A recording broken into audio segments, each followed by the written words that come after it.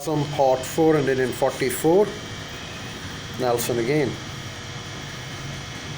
In March 1918, the Home Rule League had decided to send a delegation under the leadership of Tilak to England to acquaint the British public of the true situation in India.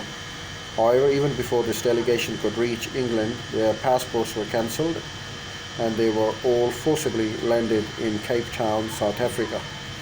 A protest meeting was thereafter held in Bombay on 8 April 1918 with Jinnah presiding. On 24 April 1918, a joint manifesto, The Growing Menace of the War Conference of Delhi, on which a growing menace of the war was jointly signed by Jinnah. On 24 April 1918, a joint manifesto of the growing menace of the war was jointly signed by Jinnah, Annie Besant, and Tilak. Then came the War Conference of Delhi, on which occasion, ignoring most of the leading Indian politicians, Lord Chelmsford invited Gandhi along with host of the Rajas, landlords, and merchants. Gandhi received the invitation while he was leading a no-tax campaign in Kerala, Gujarat.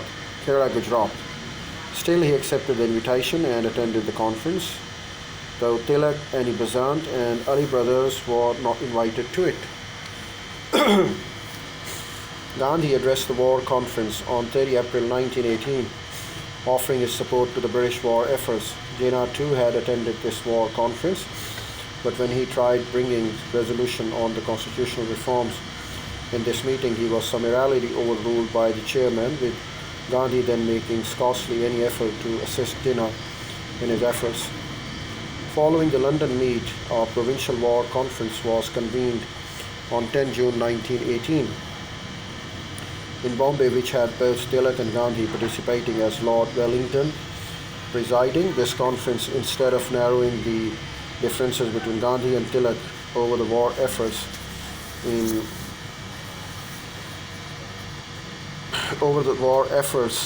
in reality emphasized them.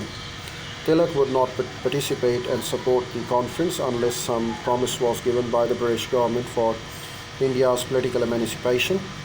Therefore, when he proceeded to speak in the conference, he was time and again ruled over by the Lord Wellington, and when his efforts finally failed, he walked out. However, Gandhi did not following suit. He chose to remain a silent spectator. Jinnah had also risen to move amendments to the resolution, but was as usual ruled over, and to which he finally said, "I cannot support the whole resolution. I want to move an amendment, but no amendment will be allowed." This is a procedure which is unheard, and I will not have it. In Indulal Yajnik, a predecessor to Mahadev Desai, in his book Gandhi, as I know him, gives more than a hint of Gandhi differences with Tilak. Mr. Tilak's method drove him to an entirely different path.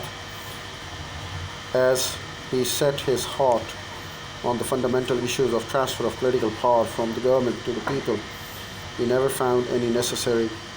found never any necessity or opportunity of any personal or diplomatic negotiations with the British authorities.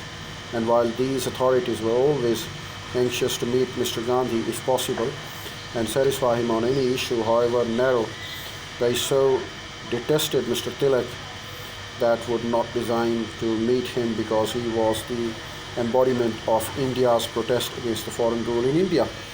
Then what was Gandhi doing there? Why did he not support Tilak? Because Gandhi had got his own personal inimical attitude towards Tilak. The influence of Gandhi had grown steadily, even though Tilak and Annie Besant dominated their respective home rule leagues. However, their workers would now invariably look to Gandhi for direction. Mrs. Besant's league finally succumbed to the influence of Gandhi when Its name was changed to Swaraj League, leading to its absorption in non-cooperation movement. When this happened, Jinnah resigned from the Home Rule League in October 1920.